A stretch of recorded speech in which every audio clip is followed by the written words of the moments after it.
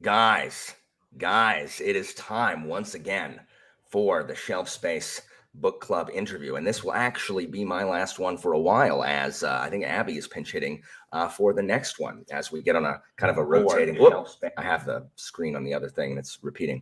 Anyway, guys, you do not understand. Like this is a lifelong dream.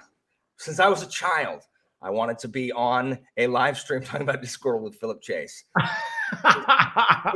He's not actually that much older than me, so that's not true. But guys, we are talking about guards. We're talking about guards today with none other than Dr. Philip Chase. Philip Chase, introduce yourself for I don't know how anybody here could not know who you are and not already be subscribed to your channel. But for those who don't know. Well, Alan, that was a wonderful introduction, and I consider it a huge honor that you have been wanting to talk to me ever since you were born, considering we just met in 2020, but and I'm actually like a decade older than you are, so I don't know if that's a lot or not, but are you really? Cookies, great. Somebody has cookies. I wish you could share them with us. I know. How old are you, Philip? I'm a decade older than you. You're 49? Yeah. Are you really? I am. Philip, looking sharp for 49. Well. Looking sharp. Yeah. Well, you just stay out of trouble. That's the main thing at this point in life, right? So yeah, exactly. But yeah, so I do have a BookTube channel. It is dedicated to fantasy. And I started a little bit before Alan, but we're class of 2020, the best class ever, of course. Well, yeah, BookTube class of 2020, guys. Like, we don't know what to tell y'all. Yep. So, I mean, I think we're very fortunate in that, because we have a lot of great friends and a lot of wonderful people we've met on this journey. So it's just a fantastic thing to be part of all these discussions. And I am so excited to be talking about guards, because Alan, I think it's fair to say that you might be the most successful person on BookTube at evangelizing. I was called when I went down to Orlando, because Evie and her husband were vacationing down there. So I went down, me and Christina went down there to have dinner with her and Bookish Mom, Jesse, and Leslie. And I was talking about Blackwing, which I was reading at the time, just while we were waiting to get our table. And afterwards, the waiter comes up and is like, "Hey, I heard you talking about that book. Like, what is that called?" And they called me a book evangelist. That's when they called me a book evangelist. Look, I got the propaganda machine. You got to get it going, Philip. I am extremely excitable and love to share my excitement with other people. I'm fairly certain that this right here, Riley, I'm fairly certain this is one of my students. Otherwise, it's a Riley Purvis that, has the same name as one of my kids. But yes, guards, Philip. We'll talk about our Discworld journeys. I learned about Discworld in my 11th grade year of high school, so 1998, 99, where a friend of mine in theater was a fan of Pratchett and had just finished Hogfather and told me to read it and said it was as if the Grim Reaper became Santa Claus, which is an excellent selling point. Wow. And also that it was funny, because I'd liked British stuff before. Like, I've been exposed to Monty Python. I liked the parrot sketch and all that kind of stuff. And I read it, and man, I don't know what happened. I loved it because I've always loved language. One of the things I've always excelled at in school is I've always had a facility for language. Like, I took, my minor was in Japanese, but I also took 3 years of college Spanish, 5 years of Latin in high school. I took a year of German, a year of Mandarin. A semester of German, semester of Mandarin, semester of Italian. Like, I love language. And Pratchett's facility for the use of the English language, I've never seen anything like it. And I was just immediately hooked. And I went back and I started at Color of Magic. And I didn't like Color of Magic and Light Fantastic as much because it felt very different from Hogfather. Because Hogfather's like his 19th book or something. Yeah. But I was okay, because I'm like, well, eventually, obviously, we get to Hogfather. So I just kept pushing through. And it wasn't really until Mort, the 5th book, that I really was like, okay, I see what's gonna happen here. And then Weird Sisters, I think, is if you have Weird Sisters. First, as a theater kid, Weird Sisters is just a send up of theater and Shakespeare and Macbeth. Macbeth, And yeah. it is brilliant. Literally, the first scene is the witches. They're on the heath, the blasted heath, going, "When shall we three meet again?" And then like motherly one opens her planner and is like, "Well, I can do next Tuesday." And it's just like, I was just dying from like the first scene. And that was really, I think, where Pratchett for me became everything that Pratchett can be. And then pile on top my favorite, my love of justice and I've always loved city watches and, guards and kind of, police forces, like justice forces in books and stuff. Yeah. And with Commander Vimes, Jake said in a comment on Jake Bishop on one of my things was like, the way you talk about your students and the school system and the education and how frustrating that is, I understand why you like Commander Vimes so much. And so, yeah, he's a perceptive guy, Jake. Yeah. And so this, while I agree with people that I don't objectively think this is the best watch book. Okay. It's probably my favorite because of the nostalgia, because everything you'll see in the later watch books, Vimes longs for when things were simpler. And he's, and that's the simpler times where it's just him and Colin and Knobs and Carrot, and so I have read Guards more than I have read any other Pratchett book. Probably more than I've read any other adult book. I think I've read Guards the most. Yeah. Wow. So Philip, what about your Discworld journey here? Well, mine is much less interesting. Although I will say it's kind of interesting because my father is the one who got me to read fantasy when I was a kid. Tolkien was the big thing for me when I was a kid, although I did read Lloyd Alexander's Chronicles of Prydain first, and then other things that my father got me into, like Ursula Le Guin's Earthsea books and other things. So, and later in life, my father discovered Discworld, and he loves Discworld. He especially likes the witches. I only have this one, the Equal Rights. I think that's the first of the witches books. Equal Rights it feels very different from the rest of the witch books, but it does introduce you to Granny Weatherwax, who is a fantastic character. Yeah, I haven't read it yet. But I thought, okay, well, my dad likes it, and he has a similar sense of humor to mine, so I figured I probably would enjoy Pratchett. So eventually I did get into, or I bought the first two books. I bought the Color of Magic and the Light Fantastic. And these I read before BookTube, not before BookTube, but before I knew about BookTube. Yeah. So a couple of years before, at least maybe 3 years before I got involved in BookTube. And I liked them. I didn't laugh as much as I thought I would. It was fun, but I felt like it was a little disjointed, honestly. And I hope nobody minds me because I like them, but they were a bit disjointed. It felt like Pratchett didn't quite know where he was going with them. Maybe. Completely agree. Philip, I am harsher on Color of Magic and Life Fantastic than you are being, so you're totally fine. Okay. Good. And you're like the Discworld. Yeah. I don't like Color of Magic and Light Fantastic. Like I appreciate where he was starting, but I feel like Pratchett's trying to find his voice, find what he's like, what he really wants to do. And I think he finally starts to find that with Mort, and then just keeps improving through like the golden age of his books. So I'm with you. All right. Well, good. Then I don't feel like a meanie then. Was that you or me?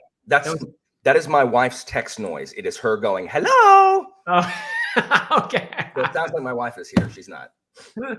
So I liked them. I actually did not dislike them, but I just thought this is a little odd and I thought, okay, well, I'll read some more Discworld later at some point. And I actually had bought Equal Rights as well, because my dad loved the witches. These are like his favorite, I think. And I don't think he had read the Night Watch books at all. In fact, he started reading the Night Watch books when I told him I was going to be doing this with you.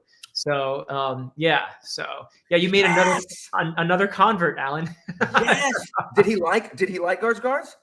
Yeah. I mean, he loves Pratchett's humor. He loves it. Man, So yes, Dr. Dad Chase, yeah, Dr. Chase Senior. he's a doctor too, actually. Oh, So yes, Dr. Chase Senior.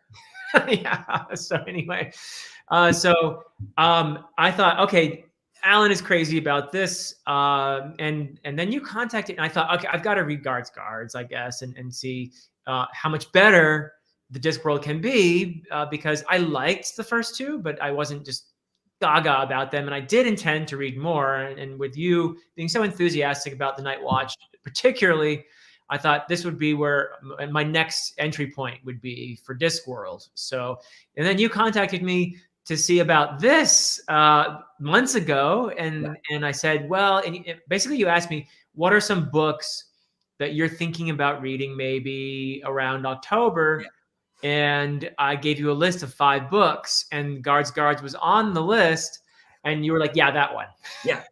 So I mean, absolutely. Like, I've been wanting to, like, first of all, I've been wanting to, I love collabing with people just in general, and this is our first just mano y mano collab. yeah. So that's exciting. Second of all, it's a Discworld book, which of my favorite Discworld book, really, and it's your leaping back into the Discworld, and so I could not pass up that chance, and so I'm so, thank you so much for being here. It's going to be I'm so excited. I'm so glad your dad has started the Night Watch. Yes. Yeah. So, no, sorry. Go ahead.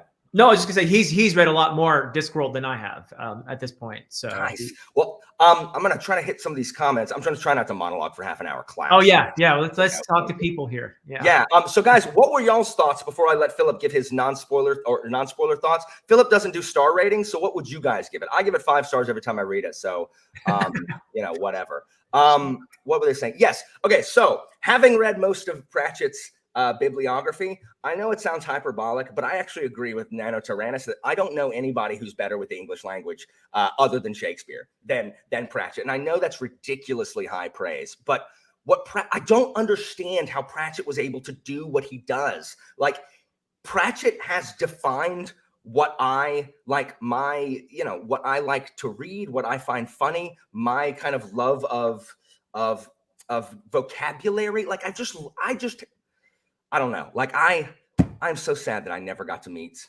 Sir Pratchett before he passed, because he has been probably more influential than any other author on me as a person. That we had that tag that was like, name a book that has changed your life or whatever. It's no one specific book, but I think if anybody, kind of like to R.A. Salvatore, who wrote, hundreds of Forgotten Realms books, and Terry Pratchett have probably been the most defining authors on, me as a person. So it's interesting because the Shakespeare comparison is not something I would have thought of at first, but I think it's actually kind of apt in a way, because both Shakespeare and Pratchett were very fond of wordplay. And that's the similarity, I think. And Shakespeare would make up words. I mean, a lot of words were made up by Shakespeare, but he also loved his puns. Shakespeare has a lot of actually kind of naughty puns in his plays. And Pratchett is similar. I love the way he'll throw in some just silly puns. And this is the dad in me, the dad humor I love. So it's kind of fun when I see Pratchett playing around with things like throw the book at him, and then someone takes that a little bit literally, that sort of thing. So there's just these great moments in there that, if you like wordplay, especially, and that kind of humor, it's fantastic. And there is something quintessentially British, I think, for at least from this American's perspective, 100%, about the humor that I love as well. When I was in high school, I was a huge Monty Python fan. So we used to, on the cross country team, we would be running, and we would actually be like quoting whole scenes from Monty Python while we were running at our practices, not at the meets, but absolutely. I have since high school, since reading Pratchett, just like you, when I started reading Pratchett, I didn't know what a WAS name was, where they're like, oh, it's the, what do you call it? Like, it's their version, or it's Victorian Britain's version of, what do you call it? It's a WAS name. I didn't know Bob's Your Uncle. I didn't know pull the other one, it's got bells on, you know. Yeah. But literally, since reading Pratchett, those are phrases I use in my classroom, and they're like, "What?" They're like, well, shut up. You actually say to your kids, "And Bob's your uncle." Yes, and like pull the other one, it's got bells on, and you know, like, and I use British stuff all the time. I use stuff that's so British. My British friends say, "No one says that, Alan." Like Abby and Sam, they literally tell me that no one says "Hello, Gov." No one says "Oh, poor Abby." Poor Abby they don't actually live in England. They pretend they do, because I apparently know more about England than they do, because they don't know how they talk. Like, or maybe you know more about the Mary Poppins version of England than no. They tell me there's literally not a single orphan-filled workhouse in London. Not one. What? Like, that's impossible. That's impossible. Like, you cannot go to London without seeing a workhouse on every corner. So I don't believe them. I think that might be slightly outdated. False. And Philip, that's the great tragedy, because my wife and I was like, I really want to go to London, and Christina's like, Alan, I think you're going to be disappointed. I'm like, no, like, because I understand it here, Philip. I do understand that London is a major city, like, you know, in the modern era. But secretly, I don't. Secretly, I really do think that if I go to England, there's going to be, like, you know, factories belching smoke on every corner, and, you know, orphans with page boy hats being like, hello, gotta hurry to work, or the foreman won't give me the gruel. You know, like, I really do secretly think that England's like that. Yeah. Well, I mean, I've been to London quite a few times. And is it not like that? I'll let you discover it yourself. Oh no! I don't want to be the one who puts a needle in that particular balloon there. So it makes me so sad. But what you were saying about Shakespeare and Pratchett, the wordplay. This is one of the reasons that I think that Pratchett is served better by reading physically as opposed to audio. Because of a lot of the wordplay is done with homophones that you know sound the same but are spelled differently, and when you're hearing that, it like that joke would be lost. So yeah. So most people gave it 5 stars, 4 stars here. Okay. Klaus 5 stars, objectively 5 stars. And Reading Rainbow loves Color of Magic. Even Klaus gave it 5 stars. Wow, that's a rare event. I know. Farhad gives all Discworld 5 stars except for Pyramids. That's an acceptable answer. Pyramids is terrible. Pyramids is my least favorite Discworld book by far. 5 stars. Yes, so many 5-star people up in here. So Philip, what are your thoughts? Your non-spoiler thoughts? I was telling Philip before, it's hard to spoil a Discworld book. The watch books you can, because there's kind of a mystery, but really it's not a ton of spoilers. So we're just going to kind of talk about the book. We won't reveal the culprit until we say spoilers. So give me your non-spoiler thoughts. My kitchen's right there. I'm just refilling my coffee. So okay. I'll start by talking about Ankh-Morpork, which is almost a character in and of itself in Discworld. I think it's fair to say. I mean, I read about it a bit in The Color of Magic and The Light Fantastic, so I got a bit of a feeling for Ankh-Morpork then, but much more so in Guards.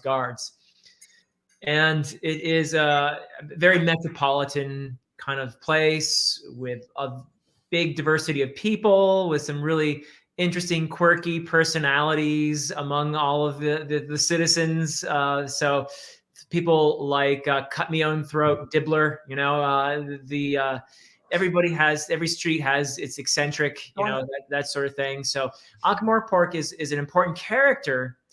Also, though, because I feel like this might be now I've only read 3 books in Discworld so far, Alan, so you'll have to help me on this, but I think that a Pratchett theme might be kind of the seeking for our humanity in the vastness all around us. The idea that we are in a place like Ankh-Morpork, or I live near New York City. And when I go to New York City, I feel small. I feel lost. I mean, I love New York. It's awesome. It's a great place to visit, but it's overwhelming, and it makes me feel not just tired, but also just sort of small and insignificant amidst all this vastness and all these people. And I feel anonymous, and I feel like small. So I think Ankh-Morpork is similar in that way. And you people struggling with their own significance, I guess, is one way to put it. Which is why I think you have this great everyman theme in here. Sam Vimes is the ultimate everyman. You know, he's us. You know, it was very easy for me to identify with Sam Vimes because of his place in this big world of this big city, which he loves. You can tell it's he feels a pride in this place, but at the same time, I think it does kind of feel like that's a great quote, Derry. Yeah, I love that. And it's very true. You feel just sort of not that important. You feel kind of small, and you feel like, what difference can I make? You know, in a big world like this, what difference can I make? What does it matter? And people tend to be very sheep-like. We follow the herd in these situations. You know, we act in an often very cowardly way when confronted with vast, dangerous things like, you know, a dragon visiting your city, for example. You know, that sort of thing. So, I think that Ankh-Morpork, I'm guessing from future. I'm guessing because I haven't read the rest of the books, but I hope to see more of this kind of theme of humanity's sort of struggling to find its voice, to find its place amidst something big and vast like that. Philip. Oh my gosh, Philip, you've got to read the other Watch books. I would say so. Like each main kind of like arc of the series or whatever deals with kind of its own stuff, and the Watch books take place in Ankh-Morpork. One of the reasons that I tell people to start with Guards is because Ankh-Morpork is literally the central Discworld locale. Like it is, and I think Guards is. It just throws you in, and you know, you learn a ton about Ankh-Morpork, as it is for most of the Discworld novels. The Witch books are fantastic, but they take place in the country, so they're the best. They're the travelogue, and they deal a lot with, you know, theater and the fantastical and mythology. Like Witches Abroad deals with fairy tales and voodoo, kind of the New Orleans. Samhain mythology stuff, and then Weird Sisters is all the theater, and Lords and Ladies has really evil elves, and then the best portrayal of vampires ever in Carpe Jugulum, where Granny Weatherex goes up against, you know, vampires who just eat cloves of garlic and sunbathe because, you know, Pratchett's got to flip it. But the Watch in Ankh-Morpork, it's exactly as you say. Like, you can understand why I like Vimes so much, because, you know, I always like that everyman character. Like, I'm always rooting for that everyman guy. And Vimes, especially, like, just watching him having given up, and because we don't know why, all we know is that he was laid low by a woman, and that's it. And we literally never hear anything else about that. But he has kind of given up because the city's given up on him. And then Carrot, all it takes is that one catalyst. Carrot shows up, and Carrot shows them what they could be. Carrot he's not poisoned by Ankh-Morpork the way, you know, they are, and they don't mean to be. Nabi and Colin and Vimes they're not bad. No. They've just hung it up, you know. Well, they're caught up in a system. They're caught up in a big system. It's something I think we can all relate to in the modern world, where we feel like cogs in the giant wheel. And not only are they part of the system, but they happen to have jobs where they're expected to do nothing. Basically, I mean, they're expected to be incompetent, and they are looked down upon. You know, the Night Watch is because of the particular political arrangement of Ankh-Morpork. They're not supposed to do their job. I mean, their job is to not do their job. And so that's disheartening. If you live in a system that feels like, first of all, it's impersonal and you don't feel like an individual, that's bad enough. But when you also live in a system where you don't take pride in what you're doing, and it not only doesn't not feel like it supports you as an individual, but it feels just so soulless. The education system. Yeah. Oh my God. Yeah. I mean, the education system is not conducive to a healthy soul because it's so weighed down by bureaucracy. So, I mean, we could go on and on about that. I think you and I, but yeah. So, there's some great comments here I'm seeing in the chat too. Maybe we should take a peek at some of the. All right. So, Ankh-Morpork, definitely a character. So here, we're going to talk about the Patrician in a second, Farhad. We are not going to leave with talking about the Patrician. I promise you. And we are going to talk about the Patrician. Yeah. And I'm with Farhad with Vimes and Weatherwax. Vimes obviously wins out, but Granny is she's such an excellent character.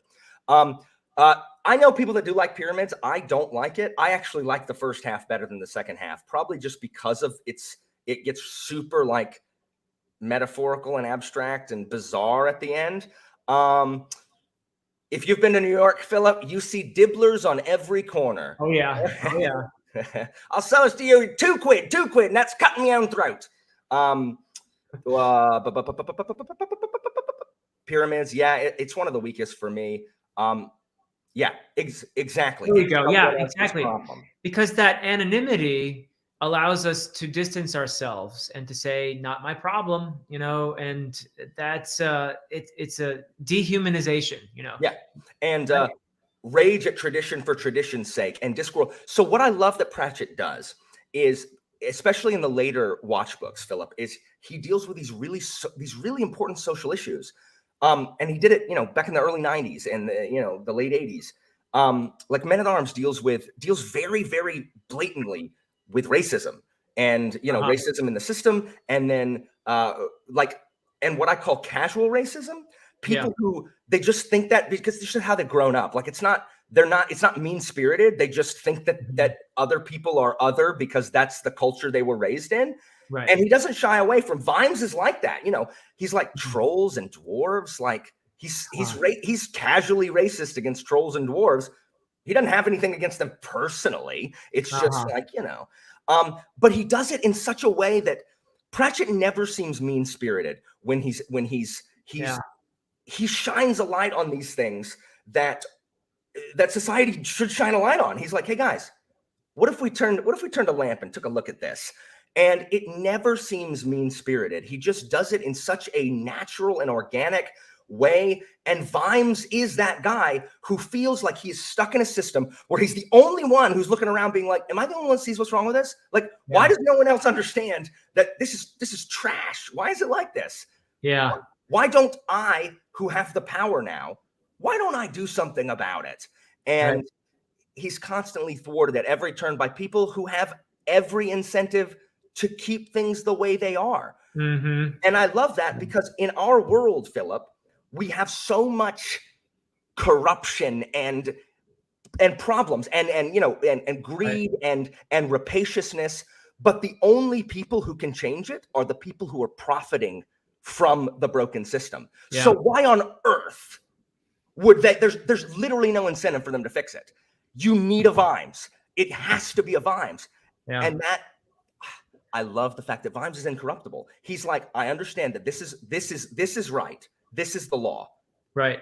And I'm sorry. And everyone is out to, stop Vimes. And I just love it. And Feet of Clay deals with like, what is it like to be alive? Like, and it deals with like the topic of slavery and Jingo is about, poking fun at the bellicosity of nations.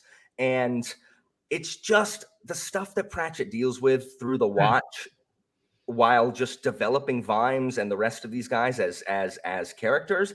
Yeah. They are some of my favorite fantasy books, period. They're just so good. And they touch me like I don't know. They're just fantastic. And I know, thematically, like you are huge on, dealing with theme and stuff like that. So those and the witch books, which deal with all of the Celtic and all of the kind of mythology and stuff that you really like. And then Death. The Death books. I want to read the Mord books. Yeah. They get super philosophical, especially Thief of Time, where it's just like, oh my gosh, stop navel gazing, please. But like they're made for you, Philip. They're made for you. Like, I promise you, you are going to be just as big of a fan as your dad is. I can guarantee it. Well, it's interesting to hear that Sam Vimes is prejudiced against dwarves because Carrot is a dwarf, right? Or he thinks he is. Have you seen the movie Elf? Yes, I know. Yeah. I Like, didn't know though that it's actually based on Pratchett. I actually did not know that. Yeah, I was just like, holy crap! Like, look at that. Yeah. But yeah, Vimes is he's just a guy that's just was Right. raised to believe that, you know, and then he's like, I guess Carrot's a dwarf. That's fine. You know, I guess no one's going to tell him. Let's just have him keep doing what he's doing. But I think Carrot's also an important character because he introduces, yes, he's naive, right? He doesn't know what's going on, and he can be so literal, and so clueless. And of course, he's big and strong, and that adds some comedy to that whole personality as well. And the fact that he thinks he's a dwarf. But I love that innocence. I think his innocence is important. I think it is the catalyst for transforming the Night Watch on some level in Guards, and also his innocence is important because it offers a different perspective from the more usual jaded, cynical view of the world that you get by living in a big city and feeling so powerless and anonymous. So it's like he's the cure for all that in a way. So I found his character very refreshing and fun and funny. He's necessary. He's the heart of the Watch. You know, he's what the Watch could be, what the Watch, you know, what Vimes wants it to be. But they've lost their way. And Carrot kind of shows them that, hey, like, you just have to ignore everyone telling you that you can't. Yeah. Because Carrot doesn't understand that. He doesn't understand that as a concept. He's like, I was told to memorize this law book, and I did. And these are laws, so we should enforce them. And Vimes was like when Vimes was like, is he going to arrest the Patrician? Oh my gosh, he's about to arrest him. Yeah. Oh my gosh, he is literally about to arrest because the Patrician is breaking the law. What is he like? Did he like double park or something? The carriage? He did something wrong. It's absolutely like Carrot is just he's brilliant, and even Carrot grows as a person as you see. Like, you would think, this is what I love about Pratchett is he takes these kind of archetypes and he plays with them, but he doesn't leave them stagnant. Carrot is not the same Carrot as he is in Guards. He stays who he is. Like, he is a character in a later book says everyone loves Carrot because when he talks to people, he actually cares about what you're saying. He doesn't just pretend. He remembers everything anybody's ever said to him about, like, oh, he's like, how's your kid doing? Oh, it's so-and-so's birthday. How are they doing? Because when he actually cares about what everyone says. And it drives people crazy. They're like, why is he like that? Like, he's so infuriatingly nice. But we also see that Carrot does have a side that, you know, he is more nuanced than he is in Guards. And it's just fantastic what Pratchett does. Yeah. Probably Carrot would have been great on BookTube, I guess. Oh, fantastic. How about the other guys in the Watch too? Why don't we talk about Sergeant Colin, and how can we not talk about Nobbs? I think Colin is the everyman clock puncher. He is the guy who just goes to work, solid, does his job. Solid. Yeah, exactly. He is exactly he has never been he has never been victim of the Peter principle.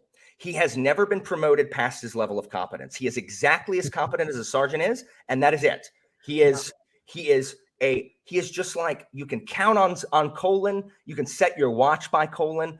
And this is stuff like what Pratchett talks about. Just the line where, like, he's been married to Mrs. Colin for 30 years. She works in the day. He works at night. They never see each other, and yet they have 3 fully grown children, which Vimes assumed was the result of particularly persuasive handwriting in the notes that they leave. And I laughed out loud at that. He's literally saying that their notes are so steamy that she was impregnated by their raunchiness. And you know, like that. how do you think of that? That's so funny to me. I mean, it's just so, it makes you stop and think like, what is the joke he's making here? Oh, well, you know what? It's funny because it's also true, and it's also a little bit sad because in the modern world, which can also often be very isolating, you can even have people in the same families who hardly see each other, and so it's funny, but it's also true and it's sad all at the same time. And a great writer knows how to combine all those things in a very subtle way.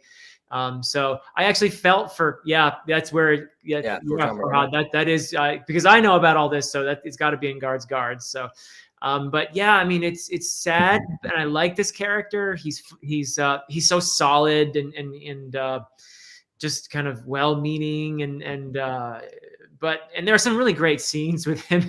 We're not doing spoilers yet, I think. So I'll just say that when he gets his bow and arrow, made me laugh. In a minute. I mean, my wife and I struggle with this because as a high school teacher, there's still a ton of people in our city who are working remotely, not the schools. So I get up way early. Like my day starts much earlier than hers does because she is a piano teacher. So she has private lessons. Oh, and they have to do it after school time, right? She has some homeschool students, but most of them are after school. So she doesn't really have her first lesson till noon 30, maybe 1. And so I get off at, I get off at 3, but I'm not home till like 4:30. But she doesn't get off. She's not home till like 6:30, close to 7. And then we have dinner, and then I have work. Like I have crap that I have to do. And so we struggle with being able to find that time just because of our schedules are that's one of the reasons that, I am eventually hoping to transition to something with a more similar schedule, something with a little more freedom with my schedule. Yeah. So my wife and I can spend some time together. Yeah. You don't even have 3 kids either. So yeah, exactly. Like we're like, okay, we can have a kid. How? Like how? How are we gonna? When are we gonna? Find the time. I need to write some particularly persuasive notes, I guess. But yeah, I mean that's the way of it. And then Nabi, the fact that like the picture of Nabi in your head is like, everyone has just a completely different picture of Nabi. He's just this. Yeah. Is he a gnome? I figure he's not even human. He is. And you learn more about Nabi in Night Watch, which is, it talks about them when they were younger. He was just this little vagrant kid. So he's like this little short guy who is always covered in dirt and is just super ugly and he's a former pickpocket. Like he's like one of Fagin's orphans is essentially his origin. And he's like, he is a human, but he doesn't act that way. And he's just so hideous and weird that he has to carry a card that he presents that proves he's, he has a certificate that he's a member of the human race, but he's not a bad guy. He's just really opportunistic. Like when Vimes is like something like, are you kicking a man when he's down? And Nabi's like, safest way, sir. And it's like, you're right. That is the safest way to kick a man is when he's already down. He's just an opportunistic. He doesn't mean anything by it. Like they understand that some petty cash is going to go missing because Nabi's going to steal it. They just know. That's just something that they're like, you know what? We have to put that into the budget because Nabi's going to steal some of the petty cash. Well, Nabi, he's kind of like the rogue, isn't he? Or maybe the jester of the group. I mean, he's in addition to all the things you said, he's also a little bit flamboyant, right? With the way he dresses at particular times. And right? you'll see more of that in later books as well. Okay. Absolutely.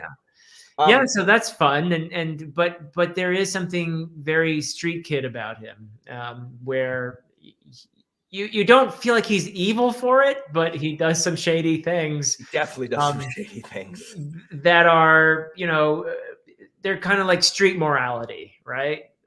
So it's hard to, entirely blame him for that. But yeah, he's definitely one of the more cynical characters, I think. But a lot of the wordplay is done with Nobbs too, because of his mispronunciations and his attempts to say French words and they're malapropisms, like where they can't. Like I love those. And again, when I first read this in high school, what I love about Pratchett is because they're so, his humor is at the same time very populist, but also academic. Like there's stuff that you don't get if you just don't know the references. And so every time I read Pratchett, I get more out of it because I just know more. But the books are not enjoyable for having not known it the first time around. You know what I mean? So a lot of those French words that, you know, they say, I didn't know those when I was a high schooler. I'm just like, whatever, let's skim over it. But now it's hilarious. Yeah, it's good stuff. Should we talk about, unless there are some comments you want to get to, the next character maybe we should talk about, and we will get to the Patrician, I promise, but I would also love to talk about Lady Sybil.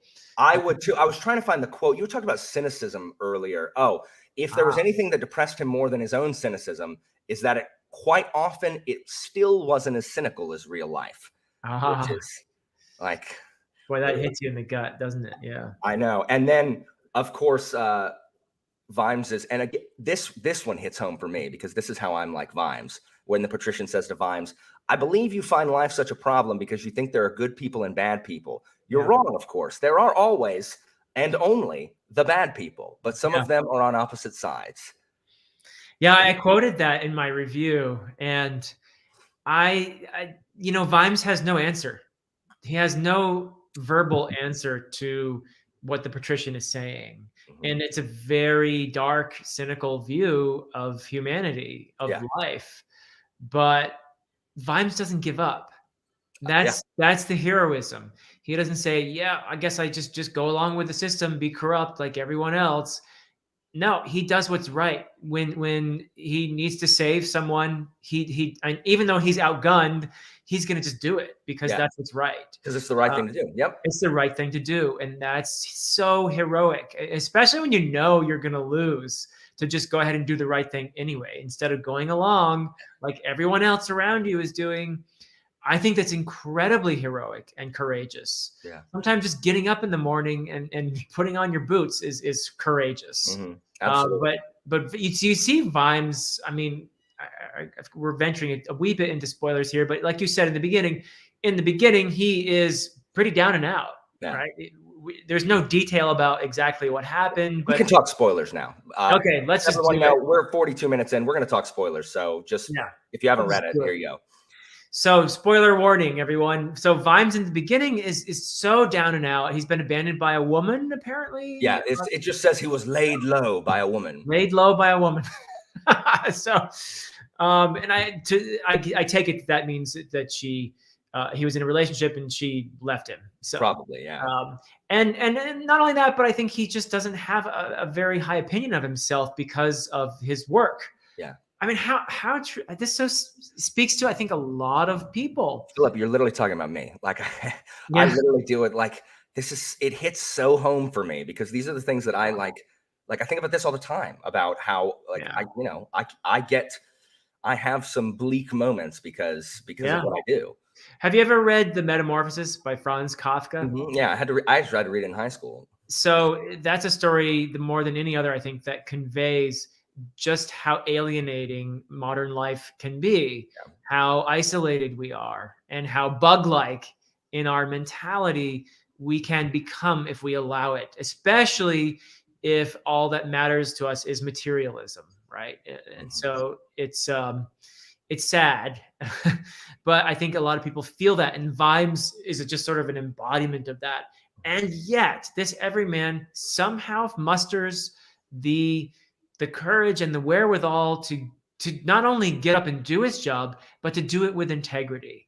And that, I think, is what gives this book its heart, really. Absolutely. And he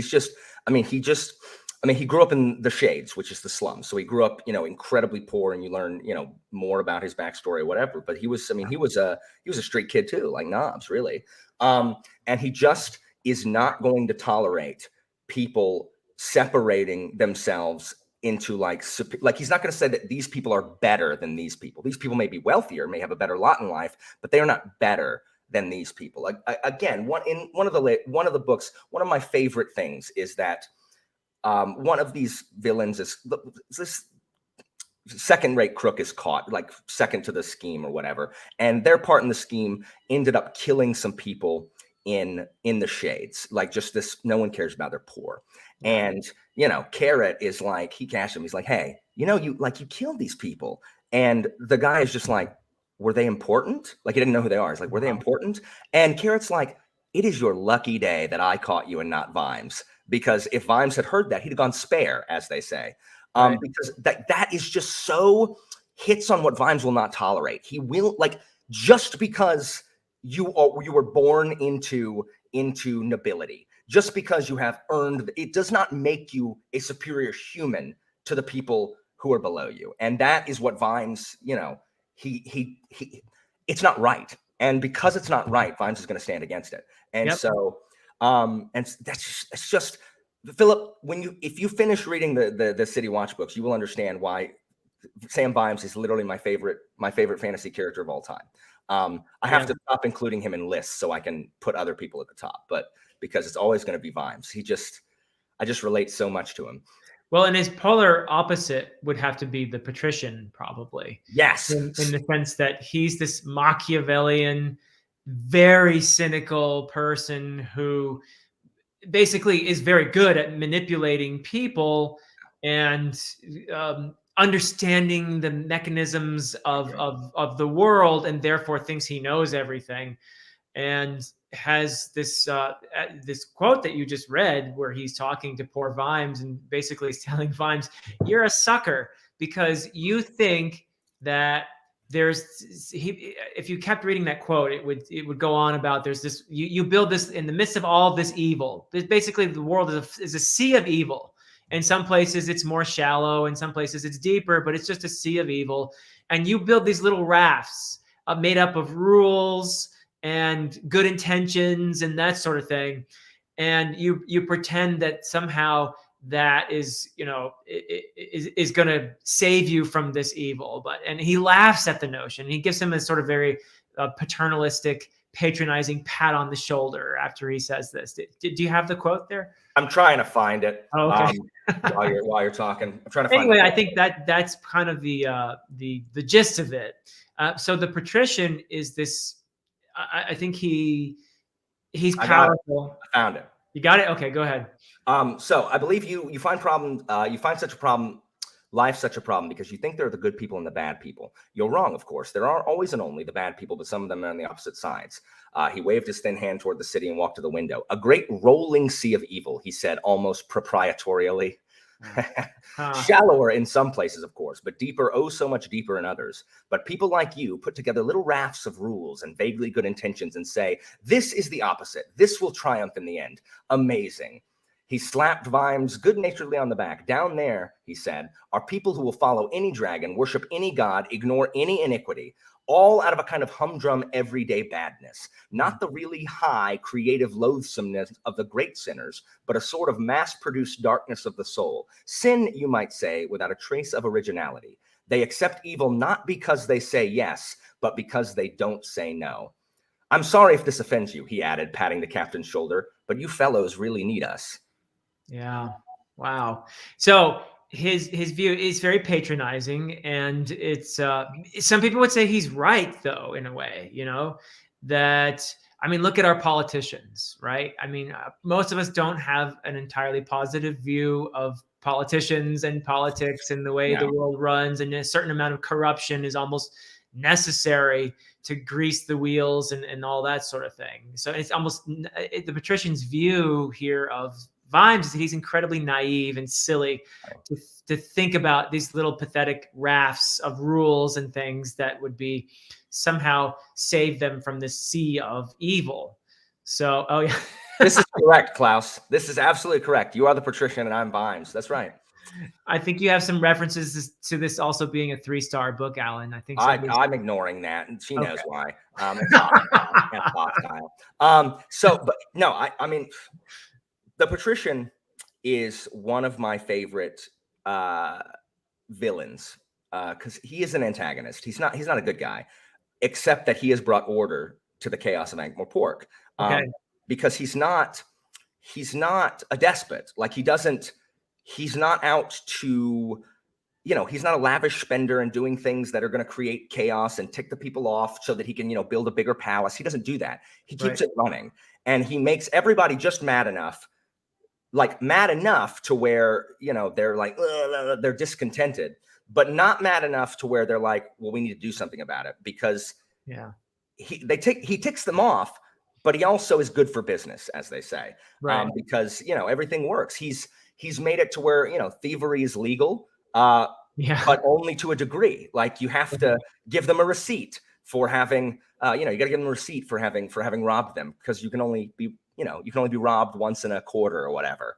And so he makes it work. And the Patrician is the perfect example of what I call the academic, the intellectual villain, that kind of archetypal villain, the one who has the Xanatos gambit, which is the plan. And when you do it, it's like, oh, well, that's what you foil his plan. But it's like, no, I intended you to foil it all along. Like, he is the perfect example of that. And it's in a satire work, Right. And it's done so much better than when I read other authors trying to do this in other works. And it's like, you really just need to look at the Patrician, because the Patrician does it the best, to where you believe that he really does have all of it. Doesn't seem unrealistic. He really just is that brilliant of a mind. He understands, and it's because he understands people. He understands what motivates people. And so he understands what they're going to do and why they're going to do it. And he just takes precautions, like never build a dungeon that you yourself wouldn't want to spend a night in. And, he puts in that secret passage in it, because he knows, like, what, someday they're going to get ticked off and overthrow me, and I need to have a way out. And he just understands human nature, like he says with Vimes. And it's so cynical. It is ordered chaos. You're absolutely correct. It's ordered. The chaos of Ankh-Morpork is Vetinari, puts the thumb on it. And some of my favorite scenes are always with Vimes and the Patrician, because they always have a lot of like subtext, where Vimes is always acting. He always says, sir, sir, sir. He just like is always playing the role of the cop while Vetinari talks at him, and has this undercurrent of threat a lot of times. And it's just these super tense scenes. Just like when the Patrician says, someone posted a comment on my Guards review about when the Patrician dismisses Vimes by saying, "Don't let me detain you," and that's it. That one line can be read so many ways. Oh yeah, and some wordplay there. Yeah, it's just brilliant. So the Patrician knows exactly what he's doing. I think the interesting question might be too: is he right? Is he right about humanity? And is that, you could call him Machiavellian? You could call him an example of realpolitik, right? You could definitely realpolitik. Yeah, I mean, is he right? Are human beings essentially sheep that are incapable of ever rising above the level of just stupidly following, conforming, that sort of thing? Are we? I don't know. I mean, it's an interesting question that I think Pratchett poses in here very effectively with this, particularly with the dynamic between Vimes and the Patrician. I'm glad to hear you say that's something that happens again, because I found it very interesting. Any scene with the Patrician and Vimes is fantastic. They're all so good. The Patrician actually has a book called The Servant.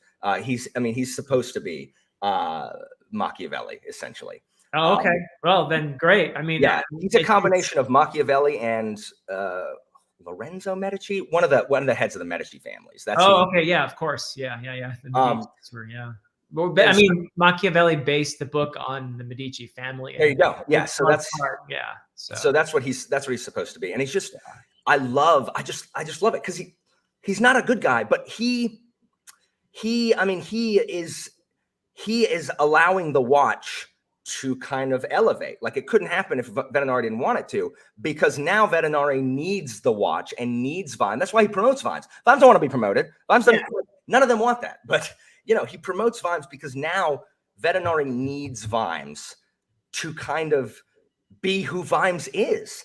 The guy who's going to Well, he's a tool. To Yeah, Vetinari, Vimes is a tool, and he's a useful tool as long as the tool doesn't get too uppity, right? correct. I mean, he's the stick in the bicycle spokes of Right, the nobility, of the people who get uppity towards Vetinari. So Vimes is, right. Vimes is Vetinari's loyal dog, to where it's like, hey, Mm. and Vimes is another tool for Vetinari to keep order. And Yeah. it's just the Patrician. That's another reason that I love the watch books so much, is because the Patrician generally features heavily, much more than he does in the other books, because they focus in Ankh-Morpork, where the Patrician is. So, Mm. so that's another reason that I love the watch books. It just has all this culmination of these people that I like. Yeah. Yeah. Well, I can see that for sure. Shall we move on to Lady Sybil We then? definitely need to, because Ramkin she's such a good character Yeah. that I just love Lady Sybil. Like, I love Lady Sybil. She's so, first of all, she's like described as what, like Wagnerian. She's like the Viking woman in the opera with like Yeah. the horned helmet, and she's a big lady, like she's a sturdy gal. Uh-huh. And that is one of the things that really bothered me about the Watch adaptation. Oh, That, the BBC made a TV show, right? Is that what you're talking yes, about? Yeah. and in it, I mean, first of all, there's so many things wrong with it. Oh, okay. First of all, I haven't watched it. it But has Vimes flicking off the Patrician, which would never happen. Vimes is not an idiot. Like, right. he's just not. Second, Ramkin is not a sturdy gal. She's a svelte, attractive woman who Oh, wields like a huge crossbow, and literally says to Vimes, "If you want power, you have to take it," which is what? antithetical to Sybil Ramkin's character. Yeah, They yeah. made That's worse. her a mighty warrior. Yeah, that's worse than well, I don't mind the warrior stuff. And switching up the body type seems like a stupid thing to do, honestly, these days, especially.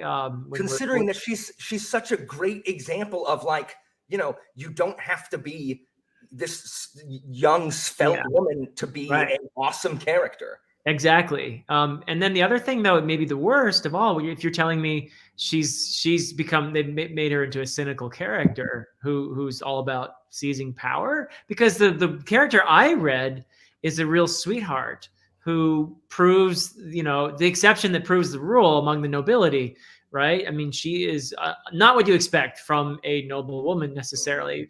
I think she's one of those modeled on one of these, so early 20th century kind of British former aristocratic families that had really their real power had been gone for hundreds of years, and they had their estates had sort of fallen into decay, and they were still vaguely aware of their aristocratic status, but had become sort of just these lovable eccentrics and that sort of thing. And her hobby, so she's not a cat lady, she's a dragon lady, right? I mean, Yeah. she loves her swamp dragons, and her sort of very geeky obsession with those, I think, just makes her such a lovable, fun character. But it's the relationship with Vimes too that is such a fun part of this book. Their budding romance, which is, and they're both so awkward about it that Yes. I don't know. I don't know about you, Alan, but I was not necessarily like the slickest romancer when I was young. So it's you would think that taking 5 years of Latin would have been a bigger chick magnet in high school than it was. That's so sexy, Alan. I mean, Latin. I mean, let me explain to you how many girls cared that I knew the root word of their multisyllabic words that they said. I'd be like, hey, so that is from the Latin root, specto spectare, to look at or watch. They don't care. They do not care, because I didn't have long hair and play soccer or whatever. But you're a tennis player, Philip. Like, you're an athlete. You could have gotten the ladies. Well, I don't know about that, but anyway, yeah. So we won't go there. Painful memories. And they were not as impressed by I got 4th place at the National Junior Classical League competition in vocabulary. They were not as impressed by that trophy as you might think they were. Well, I'm impressed by it. So I appreciate that, Philip. That's a great accomplishment. Yeah, I think Sybil is, like, she is just not what you expect a noble to be. She doesn't even have any hair. She wears wigs because Yeah. you know her hair is burnt off by these dragons. And what bothers me about the show is that they don't trust what Pratchett did. Like her character, the strength of her character is in Yeah. her compassion. Yes. Like Yeah. the scene that where is it? Yes, the scene at the end where she's about to be killed by the dragon, and she's telling them, "Don't kill it." Like Right. that is her strength, not the fact that she's this awesome, like, you know, she's going to go out there and kick butt and take names. Like she's just she cares, and she's like, it's a dragon. What do you want it to do? Like that's what dragons do. You know, humans are the ones that have control over their actions. The dragons don't. They're dragons. They act like dragons. You know. Yeah. And I love that kind of eccentricity. I love it, and I think it's a great perspective, because why are humans better than other creatures? Yeah. And she offers this, you know, hey, I'm a vegetarian myself, so you know, I'm like, you know, go Lady Sybil, you know. So I think she's great, and as you say, compassion is at the heart of her character. So it's so fun to, like I was saying, to see the sort of their awkward attempts at at romance. And it's actually Lady Sybil who proves to be a little bit more competent than Sam Vimes. Yeah. When it comes to starting things up. So I thought it was just really cute how incompetent and nervous he was around her, and how she just kind of guides him in her own nervous way toward the relationship that seems like it's inevitable. But and she also knows how to use her her nobility to the advantage. She's like, Vimes, come on, Sam. And you know, she's, you know, opens doors that, you know, he couldn't open because she is who she is. She's one of the wealthiest women in the city because she's one of the oldest families, and she, you know, acts like a, you know, like a crazy cat lady. She also is one of the people that calls Veterinary Havelock. Like she doesn't call him the Patrician or Sir. She's like, Havelock, you know. she just is this eccentric woman that everyone just kind of knows and acknowledges, like, oh, you know, she's the weird one of the nobility, you know. She hangs out in her orphanage for the I was going to talk about that in a second. The orphanage of the dragons. I'm the opposite of you, Philip. I am a carnivore. Meat eater? I can't do it. I can't eat that. I try. Well, I don't judge you, Alan, or anyone else who eats meat. It's not like I'm trying to preach at anybody or anything. So I like meat so much. But I get it. Vimes, and I like that Knobs is also like understands, you know, genteel ladies need to, you know, Vimes has respect for the lady folk. Yeah. But there are some great moments in there between the Havelock. I would say Havelock too. Havelock. There you go. Yeah. So the moment when Sam, for example, picks her up and carries her is it's fantastic. You know, he's not going to be, you know, somehow he summons some like superhuman strength in order to accomplish this task. But I love that. I love how this particular relationship breaks a whole bunch of the rules. Like she's an aristocrat and he is a street kid, right? I mean, he was a street kid. So there's a rule broken. He's not the big, strong man, and she's not this little tiny slip of a woman, you know, and I love that that it messes with that. Absolutely. Yeah, you know, and there's just so many aspects of this relationship that I think are just genuinely beautiful and fun. So it's something I'm looking forward to. I assume it continues in the future Nightwatch books. Ramkin, like Sybil's development also. There's a particular book that she gets that she gets a lot of development, which is really good. I like Sybil a lot. She's definitely one of my favorite female characters for sure.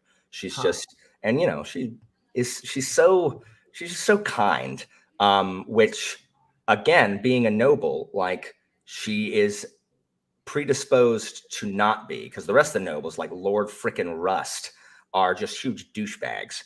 And you know, it's also Ankh-Morpork, where everybody's cynical, and she is, you know, she's not, because I don't think she really goes about the city. I think she's just inured to it because, you know, she's at her little shelter.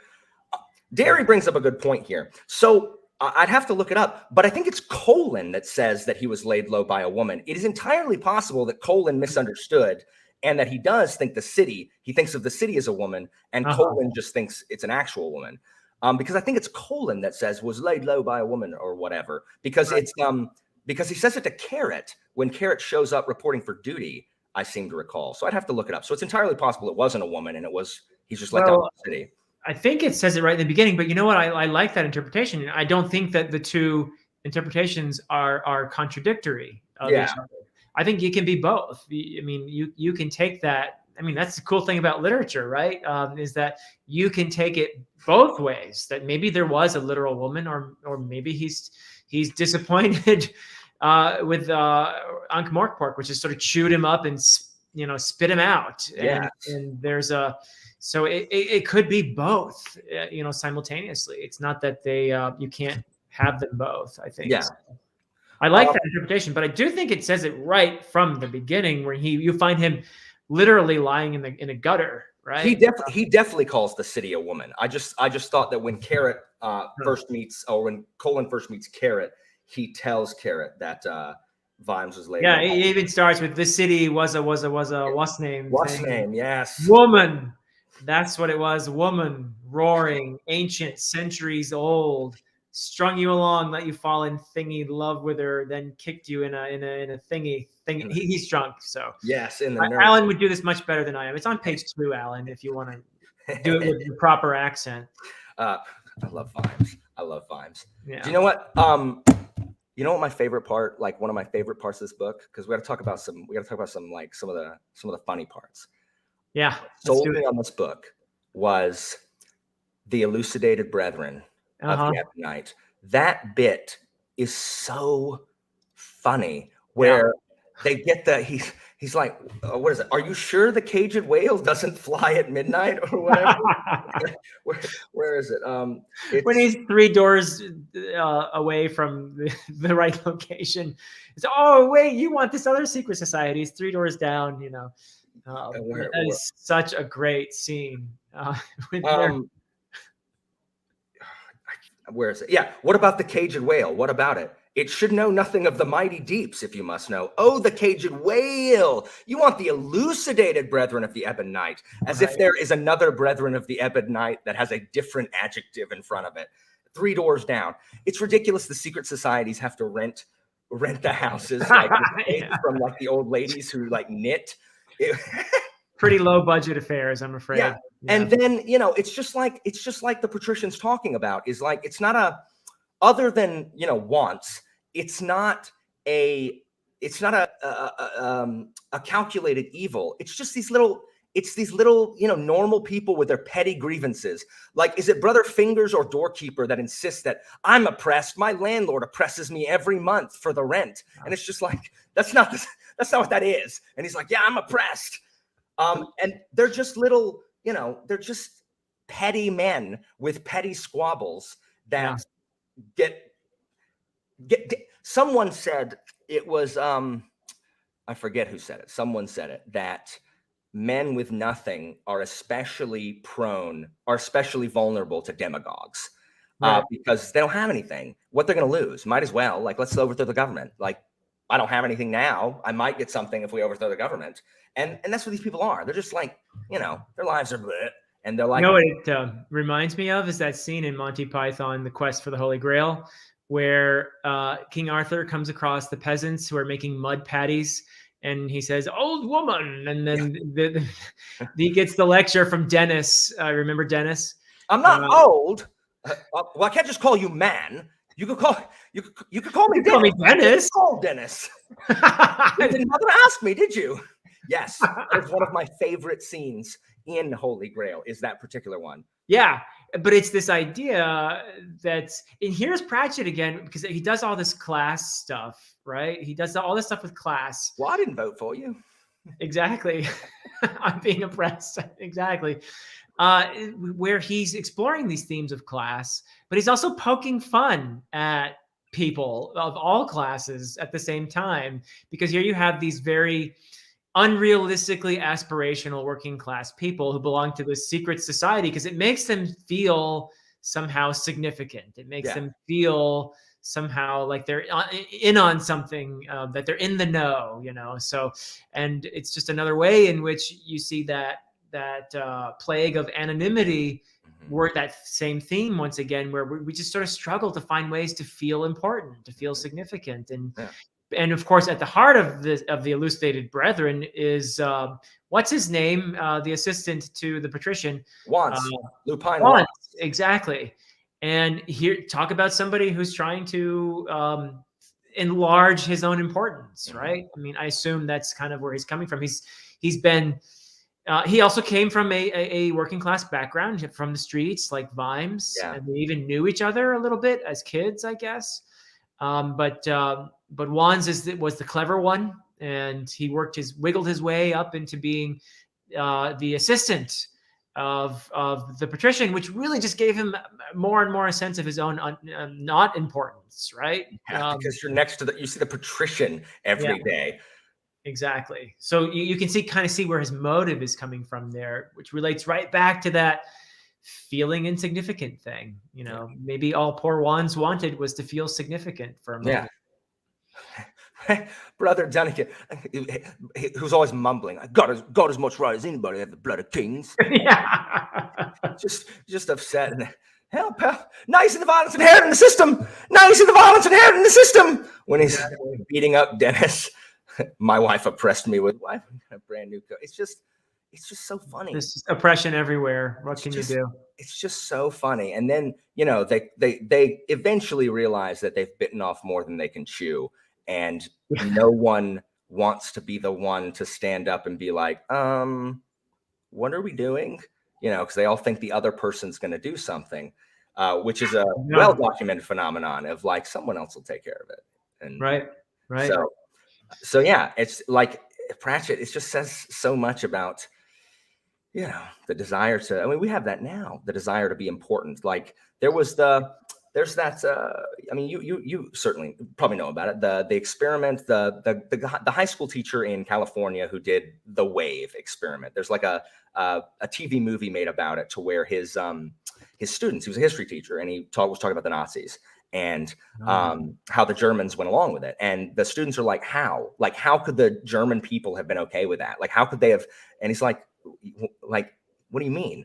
And so the next day he's like enacted like this really stern discipline in his class, where they had to stand up and say, something like "sir," "yes, sir," when they answered, and then sat down, and they had to come in orderly. And then he's like, guys, guess what? You're part of a club now. Like it's an organization, a national organization. Where I'm starting it here, called the Wave, and we've got our own like salute: strength through discipline, strength through unity. And he like gave them badges, and he's like, you go find people that you want to be in the club, and we'll induct them. And they slowly, and this is real, it's a real thing that happened in a high school. They slowly started like bullying and like committing violence against the people who weren't in it. There was this thing, and the principal was like, you got to stop. Like, and it took 3 days, and the principal was like, you got to cut it out. And so he invited them into the auditorium to, again, back in the 80s, to be like, we're going to have a message from like the Wave founder. He's going to, they're going to stream in a video or whatever. And they all go in the auditorium, and it's a speech from Hitler. And they're like, oops. And just to demonstrate how easy it is when you tell people that, you guys are special. You guys are special. Like, you've got something that they don't have. Don't tell anybody though. You're better than these people. It's just so easy to succumb to that, especially if you struggle with your own significance. Yep. And I think that tribalism is something we really struggle with, that it's in our evolution. We evolved in a tribal setting, and our little in-group is good, and anything outside of our little circle is bad, the enemy, and so the other. And that is incredibly tough to combat, to overcome.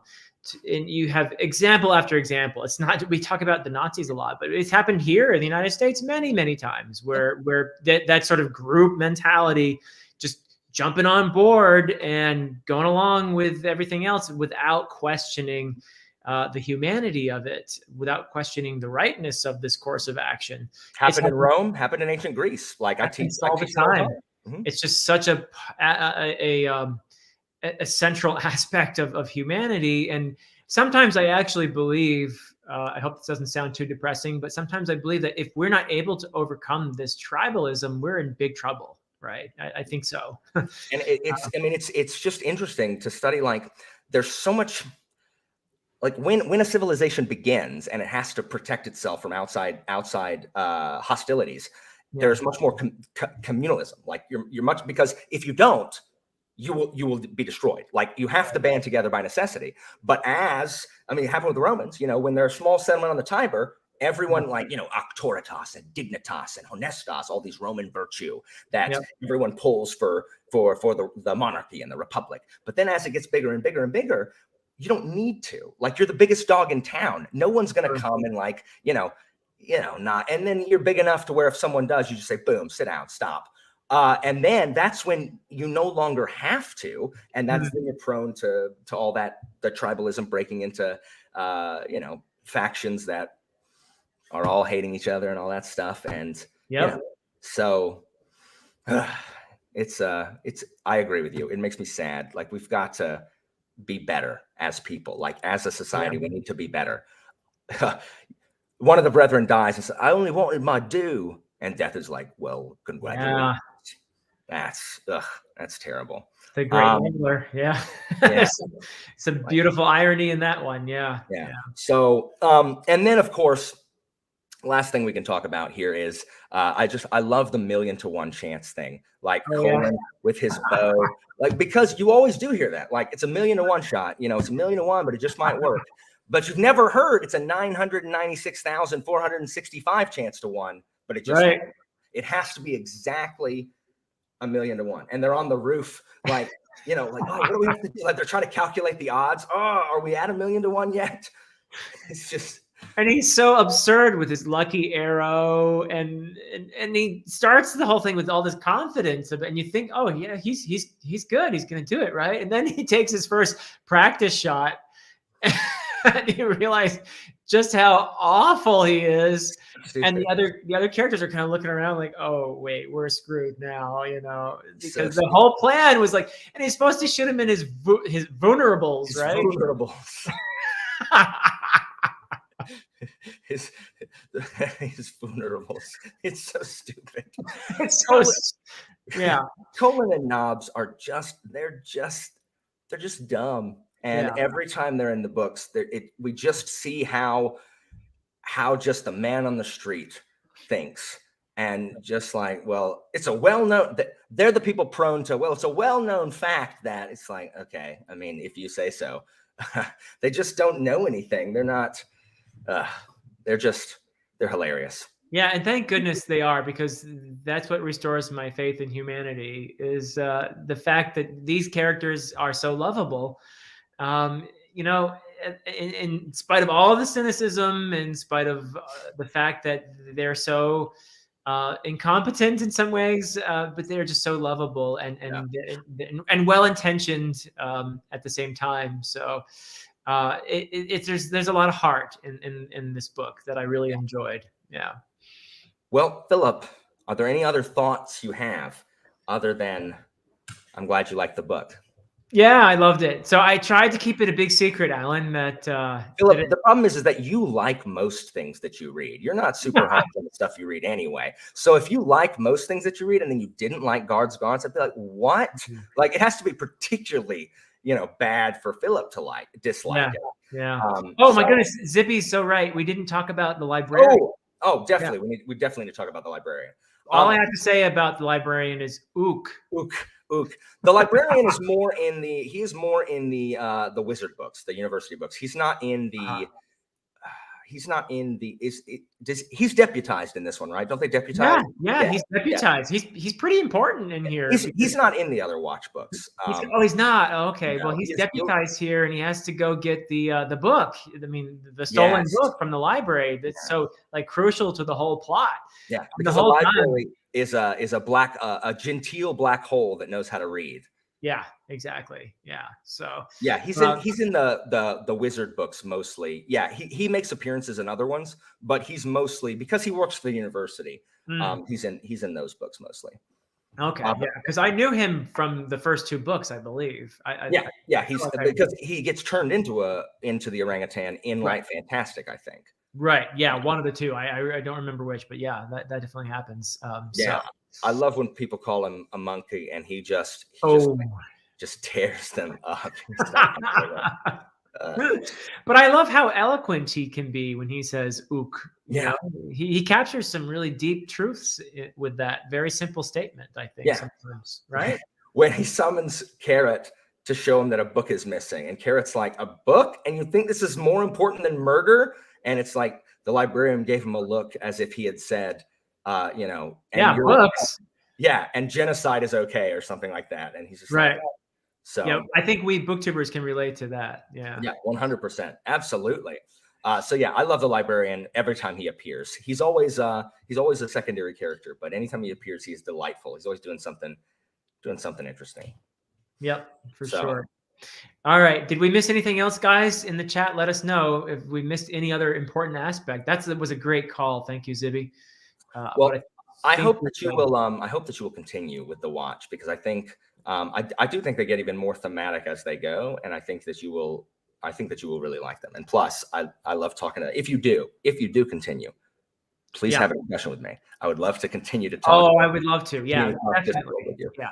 I will continue, and I will love talking with you about future books for sure. Fantastic. Like I'm open for a Discworld talk, just anytime about Discworld. Like they are just, I don't know. The series has just been so formative for me in since high school. But yes, I agree with you, Pantsless, that it is rare to read. Like, all the characters are important. Like I even love Cut Me on Throat Dibbler, who is just that quintessential. He's gonna make money somehow, selling the dragon proofing stuff that it doesn't matter if it doesn't work, because if it doesn't work, they can't ask for their money back because they've been burned.